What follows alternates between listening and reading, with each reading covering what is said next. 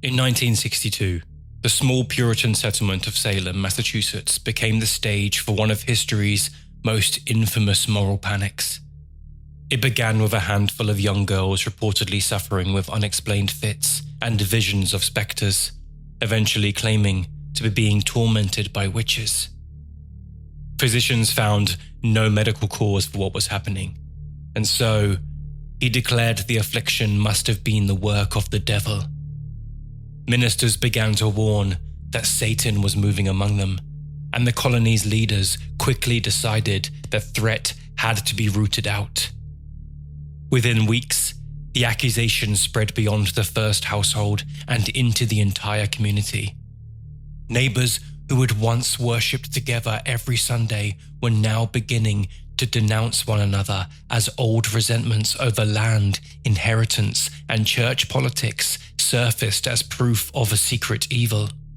The colonial courts relied heavily on spectral evidence, testimony that a person's spirit or shape had appeared in a dream or vision, a standard that required no physical proof. Under intense pressure and the threat of execution, suspects began to confess whether they were guilty or not, sometimes even implicating others along with it, feeding a cycle that seemed unstoppable. By the time the panic subsided in 1693, more than 200 people had been accused, with 20 of them being executed. Others managed to survive, but were confined to jail.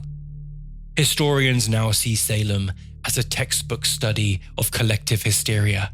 Economic uncertainty, political instability, and the rigid Puritan worldview had all primed the population to see the devil's hand in everyday misfortune. The trials revealed to humanity just how quickly fear can override reason, and how easily suggestion and coercion can create memories. Although it is a lesson that we've never truly accepted. Centuries have passed, but the pattern it demonstrates never disappeared.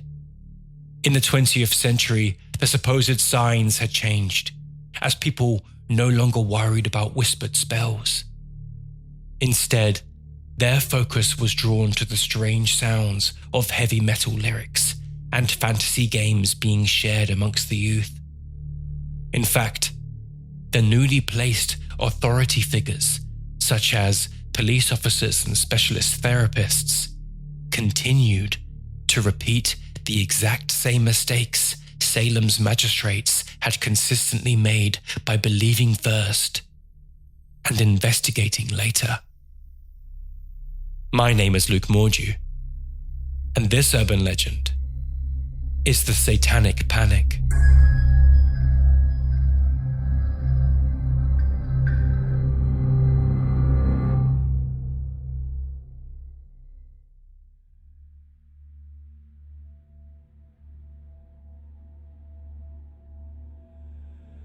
The Church of Satan began in San Francisco on Van Pulkesnacht, 30th of April, 1966, when former carnival organist and police photographer Anton LaVey shaved his head, donned a black robe, and declared the founding of a new religion. Although it is worth noting that his Satan was not meant to be the horned demon of Christian law. Anton had reassigned the devil as a symbol of rebellion, indulgence, and individual freedom, acting instead as a theatrical rejection of both Christian morality and the bland conformity. Members gathered in their now infamous Black House that sat on California Street. Here, they performed elaborate, incense-filled rituals that borrowed Catholic imagery and occult aesthetics. However, this was always for the sake of theatrics and drama, rather than any real worship taking place. A few years later, in 1969, Anton published the Satanic Bible, laying out a philosophy that prized reason, self-interest, and ritual as mere performance. It was part philosophy, part provocation, spreading quickly through underground presses.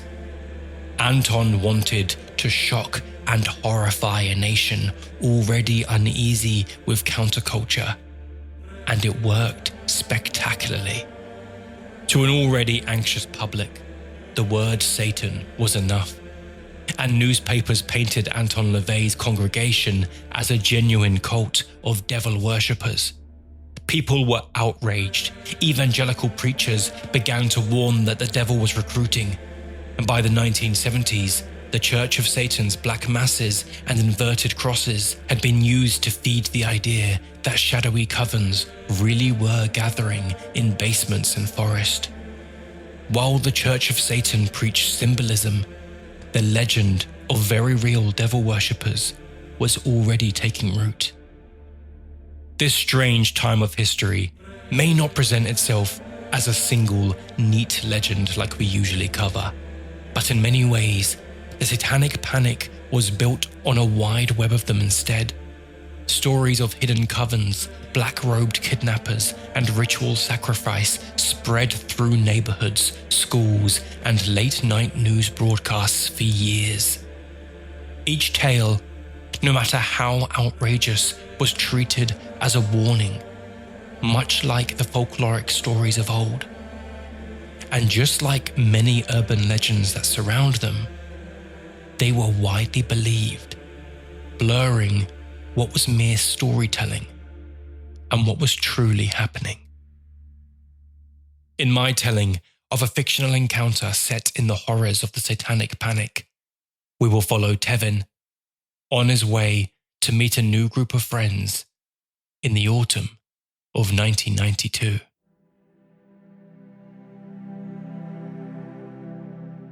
The night air carried the damp smell of rain-soaked leaves, filling Tevin's lungs with a freshness that can only be found after a storm. The skies were clear for the first time in weeks, allowing the moonlight to proudly glow down upon the long, dark streets once again. This October didn't feel as cold as he previously remembered, which was just as well considering he had only stepped out in a thin jacket and a t-shirt, too busy trying to find batteries for his torch before rushing out the door. It had been weeks since he had hung out with his friends, and he didn't want to be late. He wasn't sure what had happened between them. When he left for California to spend the summer with his mum, he was surprised to find that James, Mary, and Molly had thrown him a little party, just for the four of them. They were sad to see him go, and excited to hear his stories when they got back. His dad had always been distant and cold, and his mum had moved across the country to live with another family. And so in many ways, these three who he had grown up with were his true family. Separately, none of them fitted in amongst society. In fact, to most, they were downright strange. But together, they had an understanding. He always felt invisible when they weren't around. And so, much of his time in California had been lonely and troublesome. He arrived back in Virginia just in time for the beginning of the school year, and he was so keen to get back to his friends. Although, when he finally saw them, their attitudes towards him had completely changed. They seemed quieter than before, more distant and aloof towards school and sports. None of them did much gaming outside of role-playing even before he left, but they at least enjoyed the chance to throw balls at students that had given them shit in the past during dodgeball. Now, they avoided interacting with people altogether, including him. It was them against the world, always together, always whispering about things that instantly halted the moment he would walk over. He was worried about them, but he didn't know what to say. How was he supposed to ask his friends why they're being weird now, especially with how insecure and left out he was feeling about the whole situation? He missed his friends and desperately wanted to be included once again.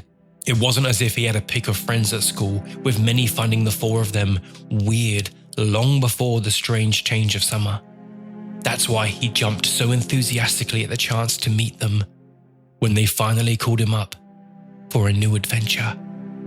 Maybe, just maybe, he wouldn't feel so invisible anymore. Out in the woods, they had apparently come across an old, abandoned building, one that used to serve as a small factory or office space.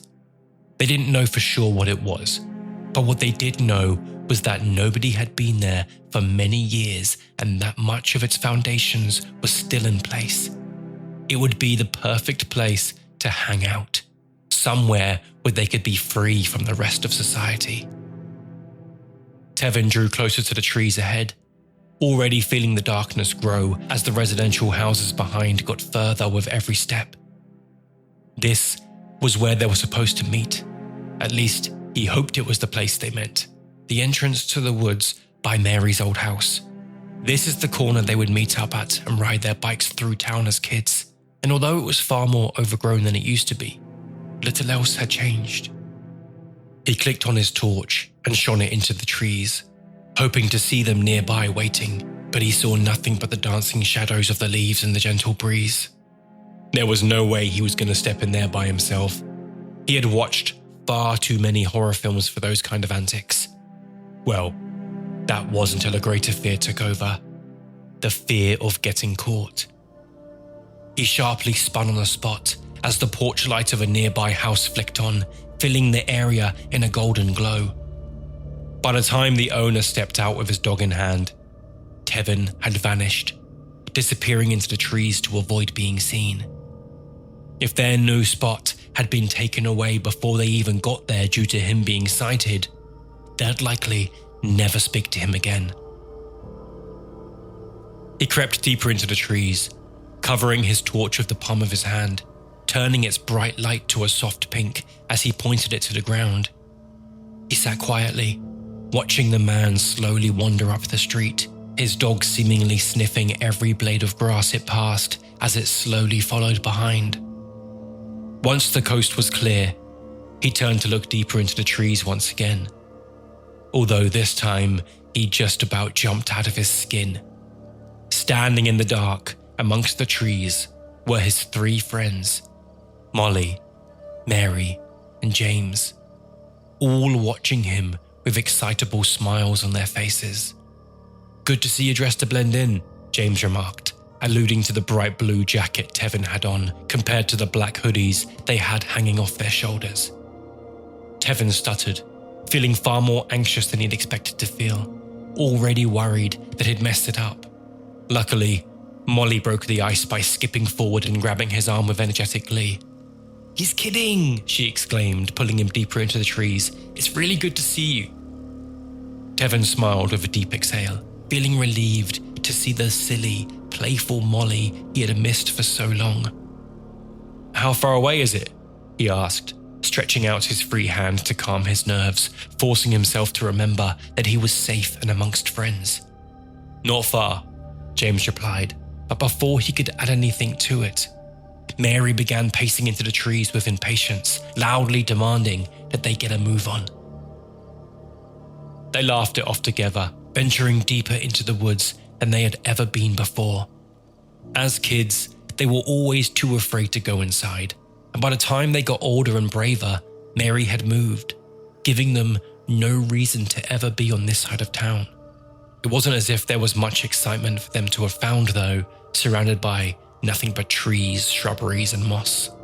The group caught up with each other, each of the three taking it in turns to ask Tevin questions about his trip, avoiding any real answers to anything he may have asked them. He didn't mind, though. He'd been wanting to tell them about California since before he'd even got back, and was happy that he was finally able to update them all with it. That was until Mary began questioning him about girls, causing the group to laugh and giggle amongst themselves as they teased him about being a virgin. "Finally lost your V-card?" she asked, directing her torch directly into his face, quite literally putting him in the spotlight, just in time to see his cheeks blush rosy red as his eyes darted around him. But it was then, as he looked out into the trees to avoid their questions, that he spotted what looked to be an old man peering around the bark of the tree, watching them as they walked. He paused on the spot, flinging his torch towards it with a yelp, causing the entire group to stop with him. "What are you doing?" Molly called out, frustrated by his loudness. Tevin studied the shadows, darting his torchlight to every corner he could see, although the old man was nowhere to be seen. "I swear I just saw someone," he whispered to ensure whoever it was didn't hear. Although, this was a pointless act as James laughed, shouting, "Oh, Tevin's seeing ghosts now." With that, he carried on walking, refusing to engage with any of it. "I'm serious," Tevin replied, his eyes still studying the trees around him. "It's probably just a shadow," Molly announced, swinging her arm around as she forced him to step forward. "Don't think you're getting out of telling us about girls, you naughty boy," Mary added, putting her arm around his waist as she pulled him forward until they were all walking after James once again. "There were no girls," Tevin sheepishly admitted, his mind quickly drifting away from the face he had seen amongst the shadows. The girls squeezed him tightly, telling him that they love that he's still a virgin and that they think he should keep his innocence forever. With this, they stepped out onto a clearing for the first time since they had entered the trees, revealing a tall but thin building. It was made of old brown brick, with several of the windows blown out and crumbling on the floor below. Although, all things considered, it looked fairly well kept, with several floors rising up onto the trees. "What's the view like up there?" Tevin asked as he admired it, now joining them in the excitement of a new place to hang out. "Oh, it's great in the day, but I want to show you something else," Molly told him, grabbing his hand and instantly dragging him towards the entrance. "Wait, don't rush," James called out, seemingly frustrated that she had taken the lead at the last minute. Tevin stepped into the main room as Molly jumped ahead, placing her torch against the windowsill, pointing it up at the ceiling so it served as a lamp, bouncing off the white-painted ceiling above. She turned to him with a smile, widening her arms to proudly show off the space. It was cool. There was no denying that. But at the same time, Tevin became all the more aware just how dangerous this was now he was inside. It seemed sturdy enough in most places, although a large gaping hole spread over what used to be the ceiling of the hallway up ahead, with beams of wood and sheets of rubble scattered across the floor. "What'd you think?" James asked as he remained in the doorway, Mary hovering in the shadow behind him. "Yeah, it's really cool," Tevin replied, keeping a brave face as he nervously studied the ceiling for any cracks that could somehow cave in any minute. "This isn't even the coolest part," James replied with a confident smile, turning his head to a doorway on the other side of the room. Molly, in her excitement, darted forward once again, flinging it open before Tevin could even register what was happening. Inside was nothing but darkness, even when Tevin lifted his torch, as if the black itself was too thick. "Go check it out," Molly demanded, struggling to keep her enthusiastic smile at bay. Tevin instead stepped back away from it, shaking his head as he did. "No way." To that, Molly sighed with frustration, turning to James and Mary as if asking them what to do. "Oh, come on, we'll all go down. Molly, you first," Mary announced to the room as she barged inside. Molly didn't move, widening her eyes as she stared back at her, clearly not wanting to be the first to enter. Tevin was quickly growing uneasy. They were acting stranger than usual. "Fine," Molly replied with another smile, although this time through gritted teeth. "But only if you come with me," she added, reaching a hand out to Tevin. He could never say no to Molly. He had always held a soft spot for her. And so, without much thought at all, he took her hand and allowed her to lead him into the darkness.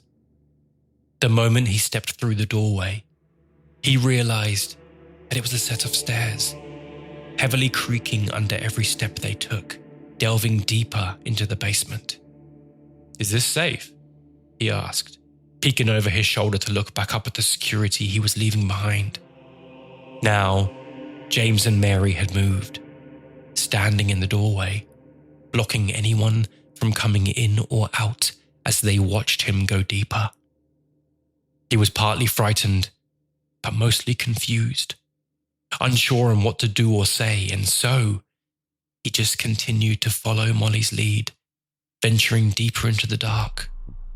That is when Tevin knew that he had made a grave mistake. Now he could see into the basement he was being led to, and what he found was not the darkness he had expected. Instead, he witnessed dozens of candles flickering around the room, symbols scattered in chalk across the walls, with one large, circular one engraved in the dirt below. In the middle of the room was a wide wooden table, clean and strong, with leather straps wrapped around each leg, draped on the table, ready for use. This was a sight that frightened and horrified him, and yet it was nothing compared to the realization that they were not as alone as he had first thought. Standing in different corners of the room were several figures, people cloaked in black robes, patiently waiting for his arrival. Tevin didn't scream, nor did he try to run. He just stood there, heartbroken by the way in which his friends had tricked him. He turned to look back up the stairs to find Mary and James were still standing in the doorway, simply watching him with blank expressions on their faces. Behind them was now the same face Tevin had seen in the trees, standing behind them in his large, blood-red cloak, a smile clear on his face. Tevin jumped back against the wall as the hooded figures that surrounded him drew closer, muttering strange incantations under their breath in unison. He turned to Molly, hoping that she would tell him that it was just a prank, but instead, she watched him back with a reassuring smile, nodding her head as if thanking him. He wanted to say so much. He wanted to ask so many questions, but instead, all that came out of his mouth was her name, repeated several times as they grabbed his arms. He fought back as hard as he could, but there was no way he could fight off the two lumbering men who stood either side of him, and so he was forced to watch as the rest slowly began to form a circle around Molly. She watched them with a confused expression, her eyes darting to each of them as she tried to step away. It became clear very fast that this was not part of the plan as she knew it. Tevin watched as James and Mary slowly made their way down the stairs, followed by the old man whose smile seemed to grow with every step closer that he took. The room filled with Molly's screams as James and Mary joined the others, lifting her up and placing her on the table, strapping her arms and legs to it with the lever. The two men either side of Tevin escorted him to a chair in the corner of the room before placing their hands on his shoulders, forcing him to take a seat. He wasn't fighting back anymore, his mind now frozen still as he watched the horrors unfold across the room. Molly's cries continued, switching between threats and pleas with every breath, but none reacted. The old man, who had now reached the floor, ignored her also, his eyes fixated on Tevin's as he edged closer, his smile growing wider with every step that he took. Slowly, the man crouched down in front of him, his sharp blue eyes fixated on Tevin's as his smile changed once again, although this one only confused Tevin further. Now, he looked almost caring, gently reaching out and placing his hand on the side of Tevin's face.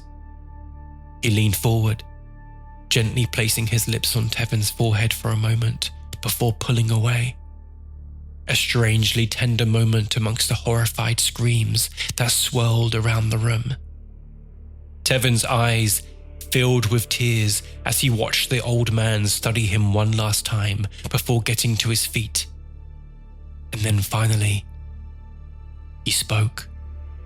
"You don't need to feel alone anymore," he said, lifting a strange, curved dagger in his hand.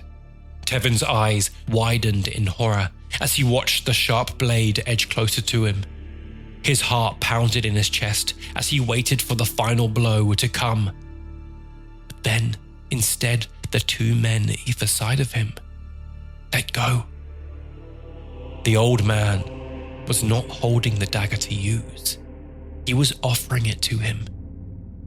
"You have a family here, if you want it," he added, as Tevin reached out to take the dagger from him. He rose to his feet as the man edged closer to the table. Molly, who had now spotted Tevin holding the dagger, began to panic further, begging him to help her. The hooded figures had now parted ways, gathering on one side of the table, creating a gap for Tevin to approach without obstruction. James and Mary stood by Molly's feet, their hoods now above their heads as they watched him, their eyes beaming with excitement and pride.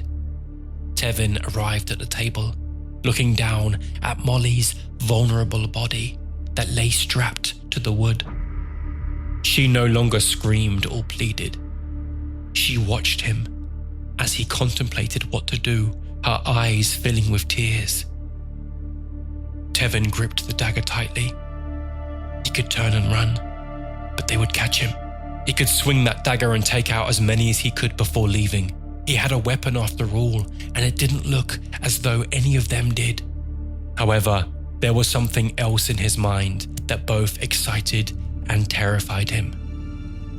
The words the old man had said had appealed to him in a way that he had not expected. This was made all the worse when he added, "We see you, Tevin." He gently placed his hand on Tevin's shoulder, once again giving him a reassuring smile. "He sees you." Tevin turned to his friends, who both watched him with pride. Mary nodded her head encouragingly, whilst James waited for his decision. He didn't look back at Molly. He didn't want to anymore. She was luring him into a trap, or at least, she thought she was. So why should he care? What could she possibly say that could change anything?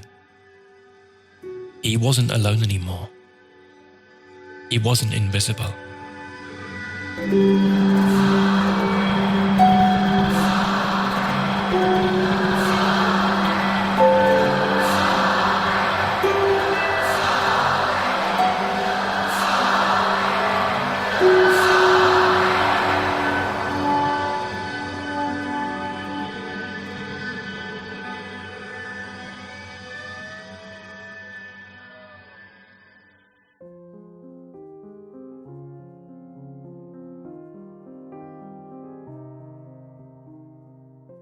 In the spring of 2001, British journalist John Ronson released a book titled Them: Adventures with Extremists. In this book, he chronicled his encounters with conspiracy theorists, militia leaders, and secret societies across the world. What he uncovered wasn't just fringe eccentricities. It was those who had given into the impulse to split the world into insiders and outsiders, with the comforting and safe us and the untrustworthy and threatening them. Psychologists refer to this as in-group, out-group bias, a reflex that makes unfamiliar ideas or communities feel dangerous to us. That instinct, which was so vividly captured in Ronson's brilliant reporting, is what sets the stage for the dark and strange time of the Satanic Panic. In the United States, the late 1970s and early 1980s were marked by Cold War anxieties, a sharp economic recession, and the rise of family values movements that promised to restore a Christian social order, with evangelical leaders such as Jerry Falwell and Pat Robinson warning that secularism, feminism, and new religious movements threatened the nation's soul. This climate of cultural backlash primed churches, local politicians, and law enforcement agencies to treat any whisper of occult activity as evidence of a deeper moral decay. Insider bias is a core element of nationalism, and we see it repeated time and time again over history. Even today, certain groups fixate on those they consider them, demonizing their very existence to justify their internalized anger, serving as a scapegoat when the need arises. And one thing that we've seen over the years amongst countries with notable sample sizes of Christian theologians is that labeling the outsiders as demonic becomes a well-worn and successful tactic. It was in the 12th century that Christians began accusing Jews of using the blood of kidnapped Christian children in secret rituals, an invention that fused religious prejudice with fears of the occult. This belief reached a gruesome crescendo in 1475 with the Simon of Trent blood libel. Here, the body of a 2-year-old named Simon was found in a ditch in the city of Trento, Italy, leading local officials to quickly blame the Jewish community. Authorities arrested nearly every Jewish resident, subjecting them to brutal torture until they produced the confessions investigators demanded. In the end, 15 Jewish men were executed, whilst the women and children were forced to convert or expelled as the entire Jewish quarter was destroyed. The child was declared a martyr and eventually venerated as Blessed Simon of Trent. Pilgrims flocked to his shrine, and lurid woodcuts depicted Jews committing ritual murder, spreading the myth across Europe as fact. It wasn't until Pope Sixtus IV eventually ordered an inquiry that doubt was cast on the charges, although by now, the damage proved to be irreversible. The blood libel had been reprinted in pamphlets and sermons from Germany to Poland, feeding the hatred and demonization for generations. This entrenched a template for anti-Semitic violence that has persisted into modern times, inspiring later outbreaks in places like Prague, Kiev, and beyond. The myth of Jews murdering Christian children for ritual purposes never truly disappeared. It just mutated, resurfacing in different guises well into the 20th century, even still found in many contemporary conspiracy theories. Episodes like the Simon of Trent libel also helped entrench the habit of scapegoating outsiders whenever societies felt destabilized. These narratives fed later witch hunt mentalities, linking fears of heresy to cosmic evil and offering a template for communities to turn ordinary neighbors into existential threats. Then there's the witch trials during the 15th century, where Europeans tortured and executed many innocent people, reportedly in the tens of thousands, with the intention of ending demonic connections and witchcraft amongst the accused. This was very much embedded into European culture as they continued to spread across the West, and soon enough, the Americas were filled with demonic claims with it, leading to the infamous cases of Salem. In 1927, Herbert Gorman released a novel titled The Place Called Dagon, which follows the story of devil worshippers that derived from Salem. The book was purely fictional, of course. However, it was considered to be radical and influential at the time, with historian Philip Jenkins claiming that it would actually become a key influence on the Satanic Panic that would come decades later. By the 20th century, US child protection laws and mandatory reporting requirements, which were designed to safeguard children, unintentionally created powerful incentives to investigate even the thinnest of allegations. Federal grants rewarded aggressive pursuit of child abuse claims, and social work training often emphasized believe the child, making it difficult for investigators to pause when stories grew fantastical. The USA at the time had gotten very comfortable with its unmoving sense of religion, family dynamics, and expectations. But as culture progressed and expanded, these systems began to look different in several places across the continent.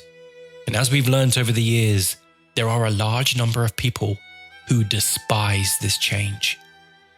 New religious movements had appeared, family dynamics were diversifying, and media began to delve deeper into taboo subjects, most notably ones that delved into the themes of the occult. By the 1930s, satanic cults had become part of pulp fiction, being consumed by millions over the years.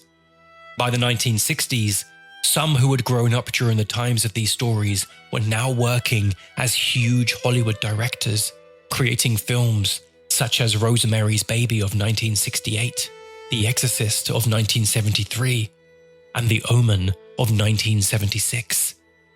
Beyond this, people had begun to see signs of not quite the same, but unnervingly similar events taking place in the real world, such as the horrifying murders committed by the Manson family in 1969.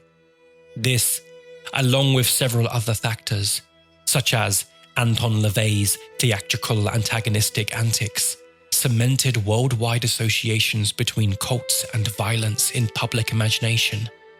And by the end of the 1970s, the ingredients for a moral panic had begun to mix, slowly forming in the quiet, anxious parts of society.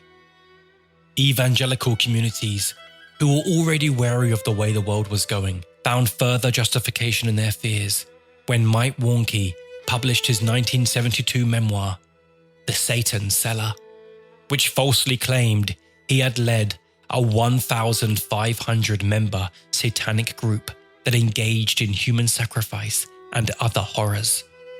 The book was treated as expert testimony in the churches and Christian media, and Warnke parlayed it into a lucrative career as an occult expert, even briefing police. Only in the early 1990s did Cornerstone magazine's long investigation comprehensively debunk his story. Before that, though, things had gotten far worse before they were ever going to get better, with the 1980s publication of Michelle Remembers, a discredited memoir co-authored by psychiatrist Lawrence Pasda and his patient, the titular Michelle Smith. The book presented lurid, recovered childhood memories of satanic ritual abuse, uncovered in more than 600 hours of hypnosis, complete with an 81-day ritual, angelic visitations, and infant sacrifice. None of it could be corroborated by investigators or local records, but nonetheless, it sold briskly, putting Pasda on television and conference stages, giving police, prosecutors, and therapists a ready-made narrative template. At the center of this all was the misguided adoption of recovered memory therapy, or RMT, which purported to uncover repressed memories of childhood trauma through techniques like hypnosis and guided imagery. Many of those doing this were operating from a Christian worldview, which meant dissociative symptoms such as mood swings or identity fragmentation were sometimes interpreted as signs of satanic ritual abuse. In peer-reviewed and professional outlets at the time, clinicians treating multiple personality disorder, as DID was then known, report large proportions of patients recovering satanic ritual abuse accounts that later proved impossible to verify. Others warned that suggestibility and leading interviews by authorities were inadvertently turning therapy rooms into story factories, conjuring up the tales the authorities wanted to hear. It was on the 25th of October 1988 that NBC aired Devil Worship: Exposing Satan's Underground, a 2-hour primetime special hosted by Geraldo Rivera, reaching roughly 19.8 million households. The program stitched together horrific anecdotes, supposed expert sound bites, and several interviews with self-proclaimed Satanists. Rivera told viewers there were around 1 million Satanists in the United States alone, operating through a secretive network. This show horrified audiences, accelerating already placed anxieties. But what many weren't aware of at the time was that this special, presented as investigative journalism, relied almost entirely on unverified testimony and sensational claims. Newspapers and magazines jumped on the hype next, further sensationalizing the panic by repeating the claims with minimal due diligence. Segments of the religious press amplified them further, as evangelical outlets and bookstores platformed wonky and similar survivor narratives for years. On top of that, local press began to run police warnings about supposed occult crime waves taking place. This merged the lurid with the legitimate and created a trapdoor for skepticism, as if you were to push back on the urban legends being spread, you'd be seen as somebody who doesn't care about the victims of child abuse. Sensationalism was not confined to television. Tabloids such as the National Enquirer got involved, hungry for circulation spikes, and radio hosts booked self-described occult experts to appear on the air, keeping alleged satanic crime in the headlines week after week and turning local rumours into national talking points. None of this, though, quite summed up the sheer panic of this time, like the McMartin preschool trials that span from 1983 to 1990.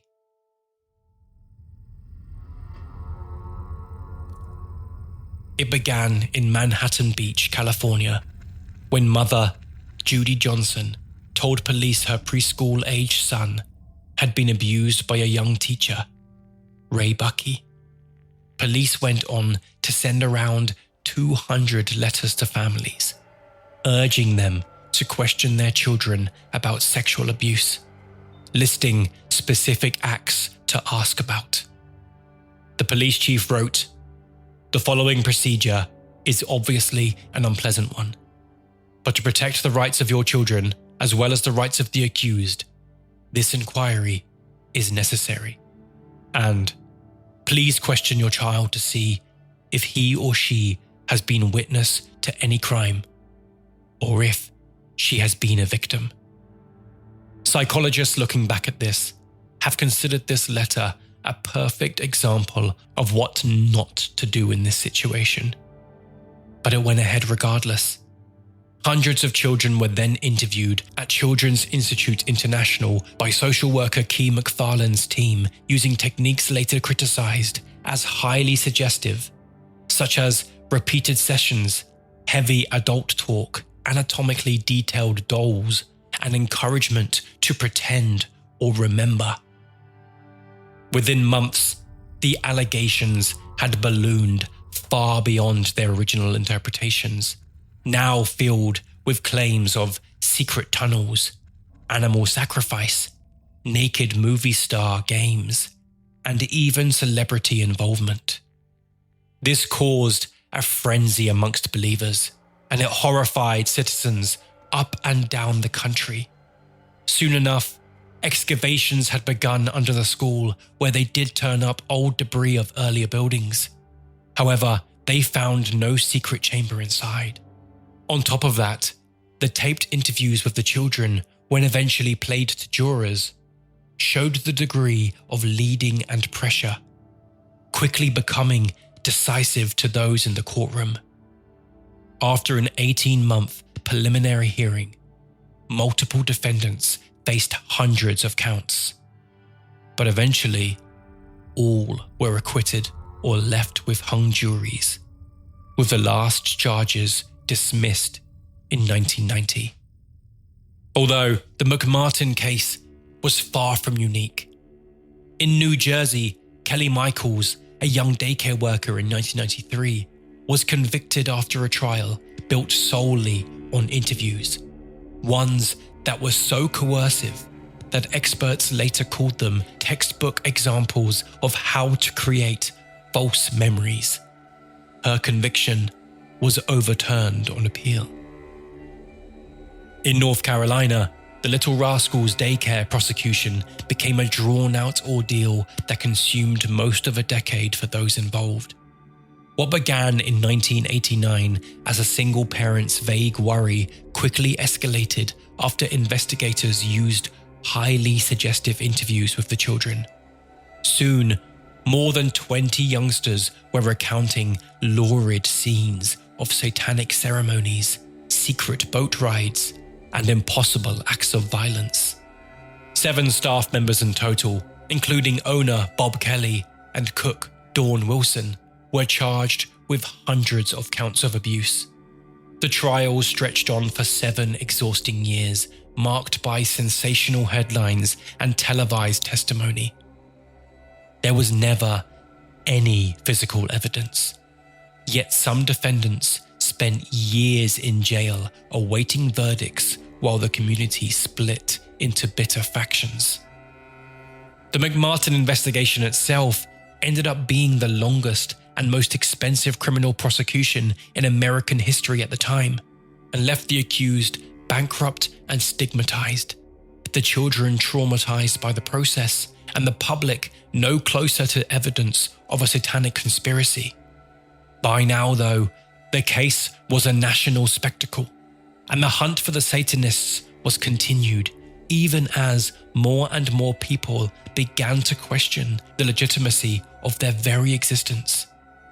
The stories in some cases had grown too outlandish for even the most susceptible of audiences, including tales of a goat man who would later become an urban legend of their own. On top of that, tales of school employees having the ability to fly or cause bodily harm without leaving a mark caused many to reconsider the legitimacy of these tales. In May 1985, the news program 2020 ran a segment on Satan worship too, regurgitating many of the theatrical supposed facts that were spreading across the continent. Now, there were a couple of caveats to this, as the host, Hugh Downs, did open the show by saying, "Police have been skeptical when investigating these acts, just as we are in reporting them. But there is no question that something is going on out there, and that's sufficient reason for 2020 to look into it."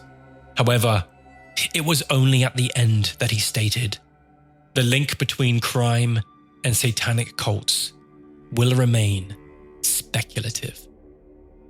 The problem with this, of course, is that by now, the audience has sat and watched a full narrative displayed as fact. So by the time this disclaimer is said, viewers are already emotionally enthralled, disgusted, and horrified by the concept. This in itself serves as a leading question, which is a tactic still used today under the guise of, "I'm just asking questions." By planting the seed, a belief can grow, whether it's sprouting from fact or fiction. This works in the favor of the person putting that question forward, as technically they've actually made no statement and can claim their innocence in any future time. In that sense, this part of history is repeating itself again. It's only the boogeyman himself that has changed. Eventually, law enforcement agencies began to institutionalize the panic through occult crime seminars, specialty officers, and training materials.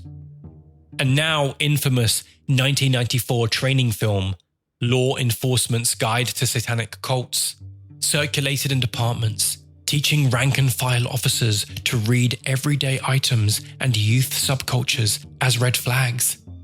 Sold-out conference halls taught officers to treat heavy metal records, fantasy role-playing, and even Halloween decorations as gateways to Satanism.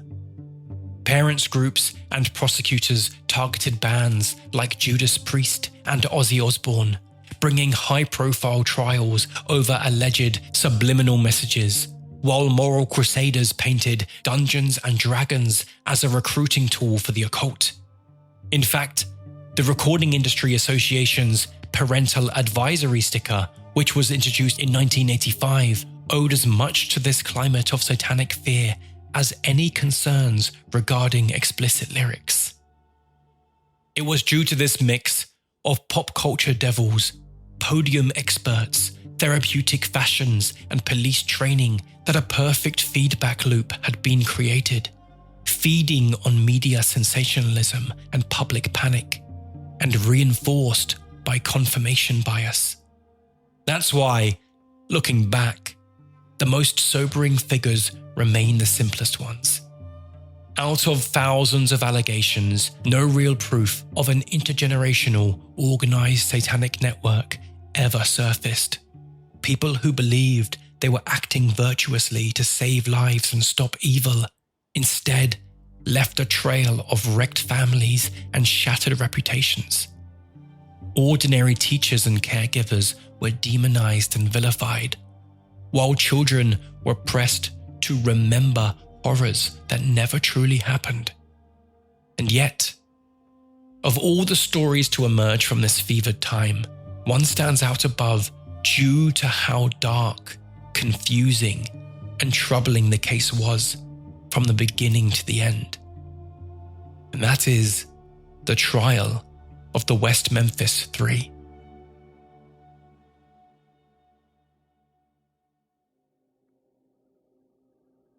If you're still listening, I know you share my passion for folklore and urban legends.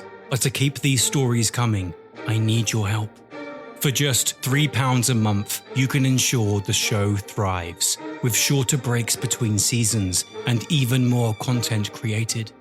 As a Patreon subscriber, you'll unlock exclusive perks, including access to our bonus series, Modern Myths, giving you 8 additional episodes each season, featuring captivating tales such as The Hodag, The Dark Watchers, and many more.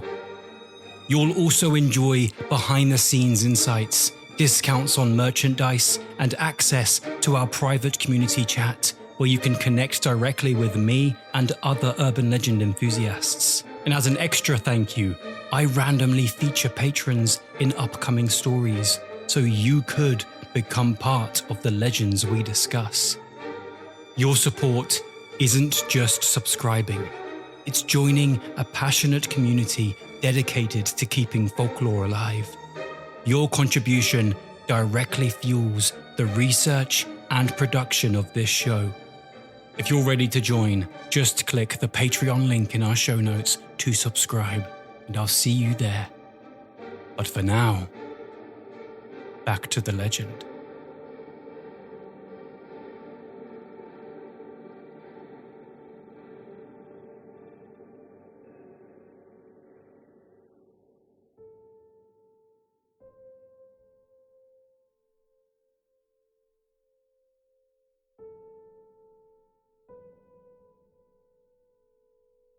On the warm evening of May the 5th, 1993, 3 8-year-old friends, Stevie Branch, Michael Moore, and Christopher Byers, climbed onto their bikes and set off through the quiet streets of West Memphis, Arkansas.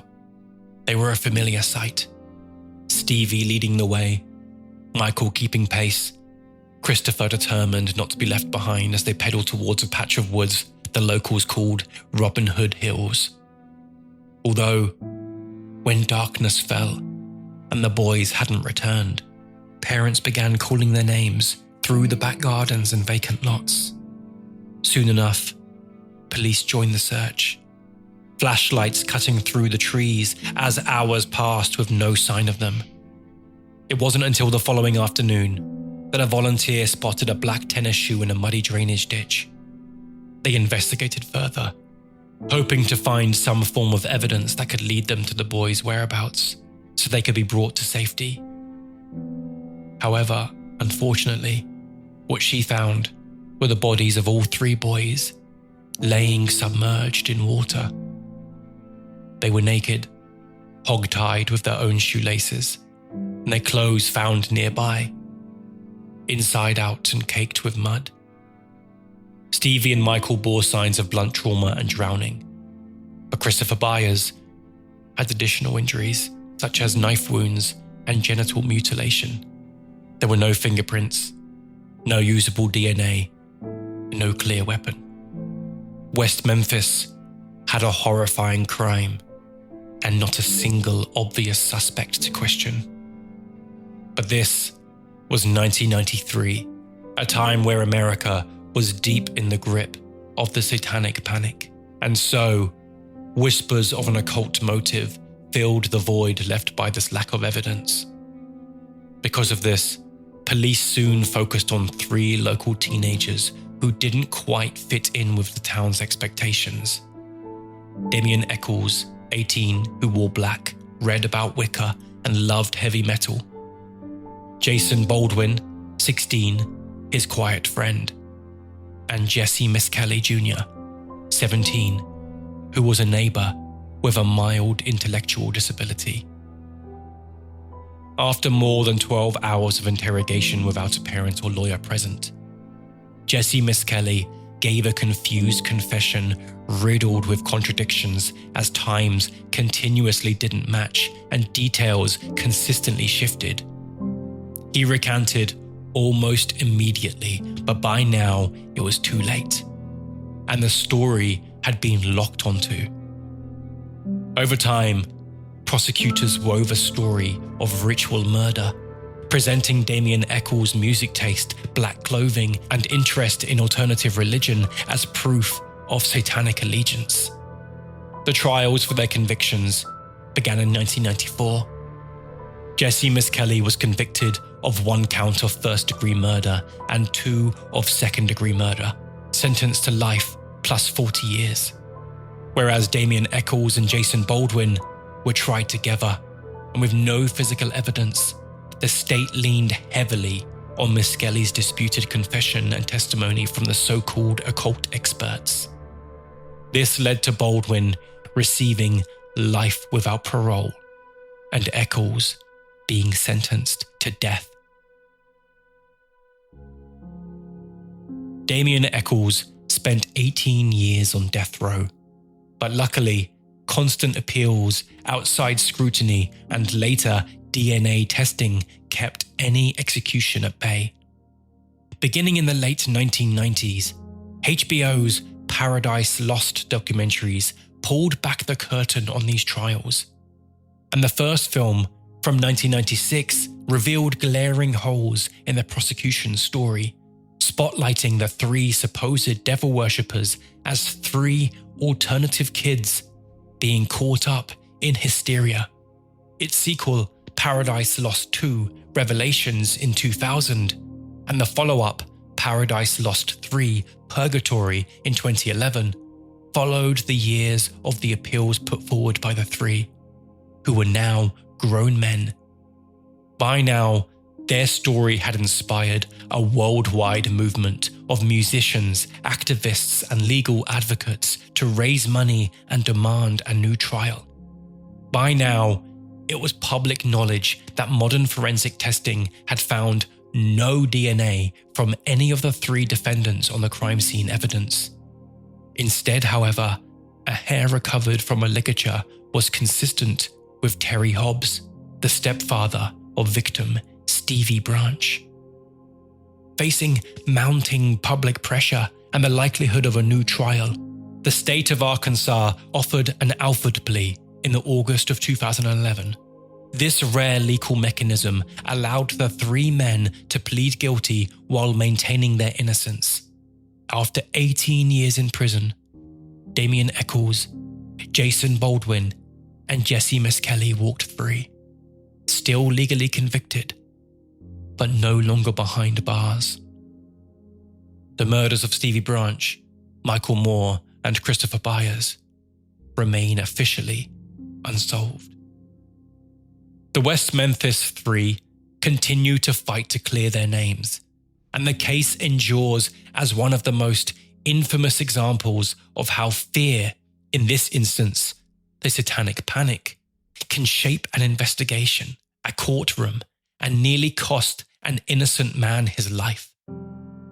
The Satanic Panic thrived in the broader atmosphere of the 1980s when a new culture war was taking shape and powerful voices were working to reassert traditional values against what they saw as a secular drift.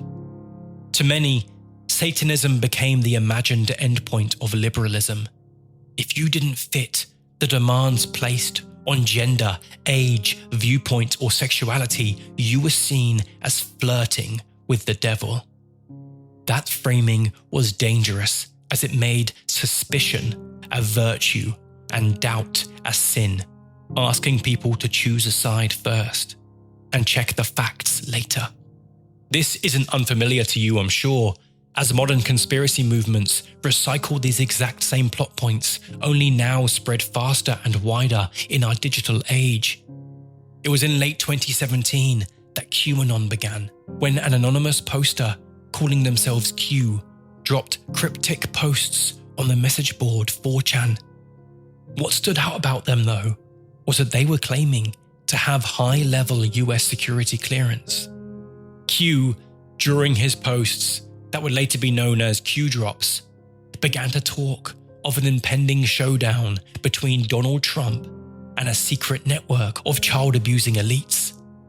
Followers flocked to these drops, treating each vague post as a riddle for them to crowdsource interpretations, fusing older Satanic Panic myths with every strain of internet paranoia, such as global cabals, coded symbols, and apocalyptic storms of mass arrests. Within months, QAnon migrated from fringe forums to Facebook groups, YouTube channels, and mainstream social feeds. Certain influencers saw an opportunity and ran with it, labeling themselves as digital soldiers, making podcasts, live streams, and memes. The movement even borrowed legitimate anti-trafficking language, most notably the slogan, "Save the Children," forcing the actual charity of that name to publicly distance itself from a campaign it never endorsed. Official endorsement was unnecessary, though. And just like the Satanic Panic, anyone who approached the subject with suspicion was seen as naive, stupid, or downright evil. But that all being said, this is not where these stories' re-emergence begun.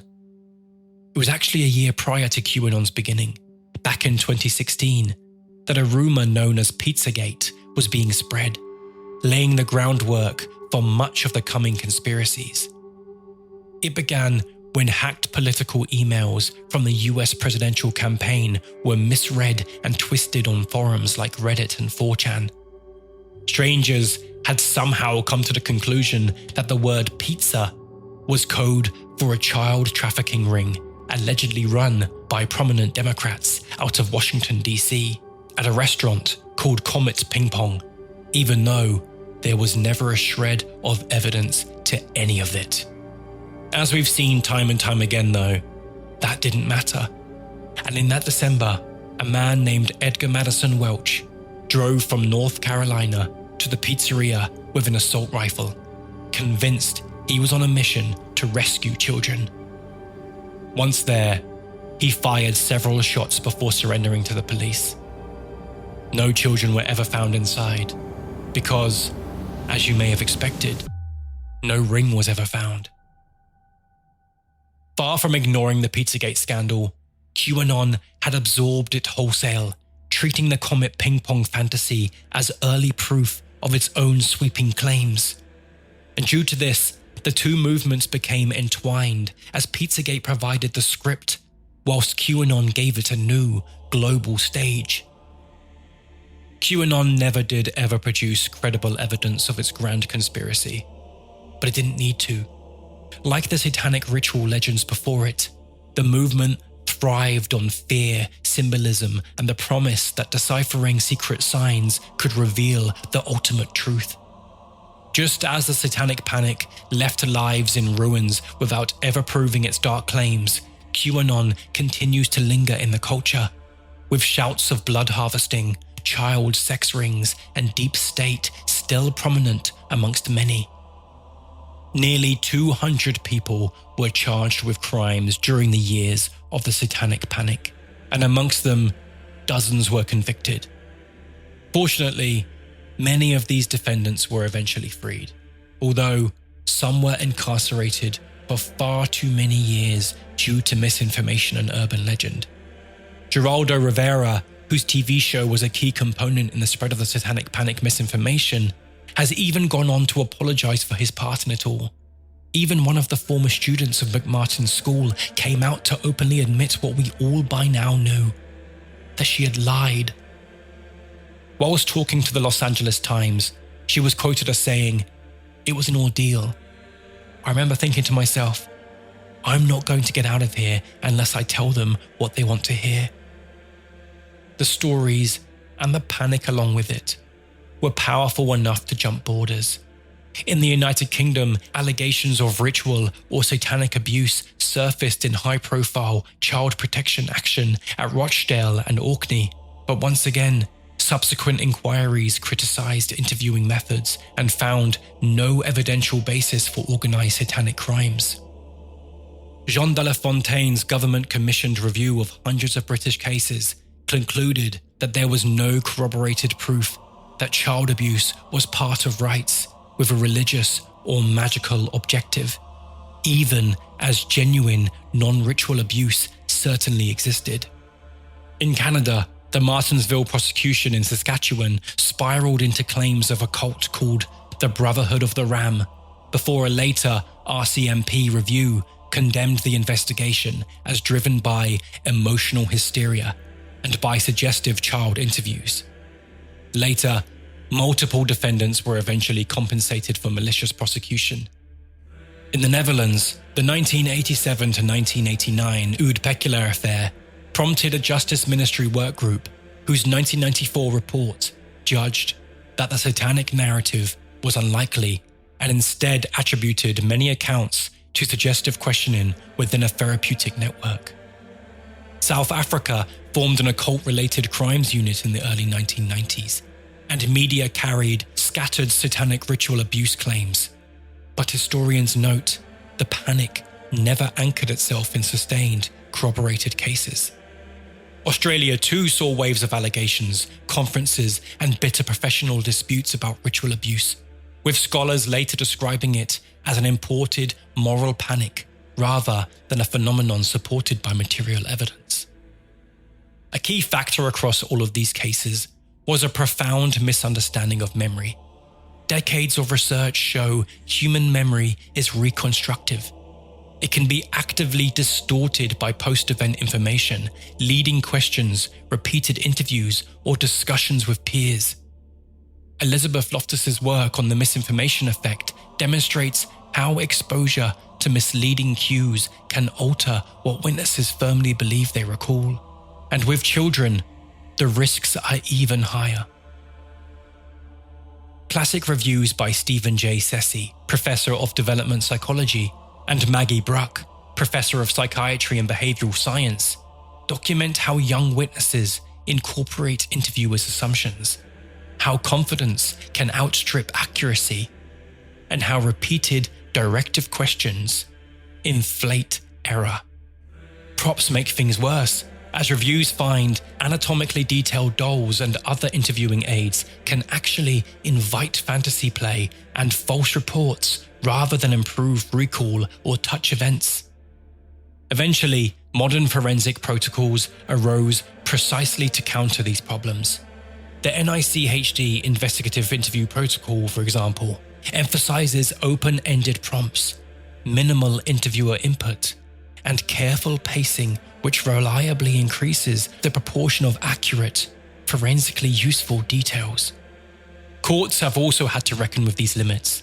Professional bodies warned in the 1990s that so-called recovered memories retrieved in suggestive therapy could not be treated as inherently reliable, and urged extreme caution in criminal proceedings. Appellate reviews in daycare panic cases repeatedly flagged interviewing flaws such as repetitive leading questions and contamination from prior conversations, and in some jurisdictions, convictions were even overturned and compensation paid. In short, what looked like a hidden international network was often a network of ideas, suggestive training materials, professional seminars, and media narratives that primed investigators and therapists to expect the worst. The panic traveled quickly because the human mind wants sharp lines between us and them, and because memory under pressure can be made to serve the story. In the end, the Satanic Panic had no real victims of devil-worshipping, torture, and evil cult-like behavior. Instead, the victims were those who had been either coerced or accused. First is the obvious. People who had been accused of horrifying acts whilst being completely innocent. These people would have been vilified, abandoned, and treated terribly during this time, let alone the stress and horror of the situation. What that would do to a person's mental well-being, I hope to never find out. But then there are those who were actively convicted for the supposed crimes, such as the aforementioned West Memphis Three, or husband and wife Francis and Dan Keller, who ended up serving 21 of their 48-year sentence for abuses they allegedly committed at their Texas daycare. It wasn't until 2013 that the couple were finally released due to the lack of evidence and false medical testimony. But then, there are those that are forgotten in many stories surrounding the Satanic Panic. And that is those who were coerced to begin with. These were small children at the time who likely did not fully understand the repercussions of what they were saying. There are horrible things these children would have heard during the coercive interview tactics being used on them, not to mention the false memories that these children would now have, as many had been truly convinced that these were real-life memories. The trauma of a horrifying crime, alongside the guilt of knowing it was all made up, must be such a troubling and confusing thing to deal with. By the mid-90s, the Satanic Panic had settled, and much of the world moved on as if it had never happened. Generally, there was no moment of realization amongst the general public where they became aware of how easily they could be influenced. Instead, it fizzled out into nothing, only to rise up once again under new names within a couple of decades. With that in mind, we end where we began, with fear and misinformation. We can repeat the pattern, treating every rumor as a clue and every symbol as a confession. Or we can do what the Satanic Panic begged us not to do and insist on proof. Protect children with facts, not folklore. Hold institutions to account with evidence, not vibes. And remember that a movement can feel righteous and feel urgent and still be wrong.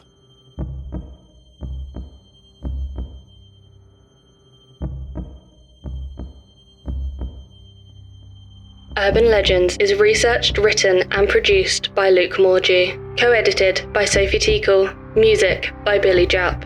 With additional sounds from Storyblocks and Envato. If you liked what you heard and want to hear more, please like and review our show on your chosen podcast provider. This simple task is a big part of our show's continuation and growth. To access more chapters through our bonus material, early releases, ad-free content and more, become a patron by clicking the link in our show notes. To follow us on TikTok, Instagram or YouTube, simply search Urban Legends Folklore or visit lukemorgie.com/podcast. If you have more information or a correction on anything said, email us on luke@lukemorgie.com. We aim to ensure that all information provided is accurate and up to date, and this remains a top priority.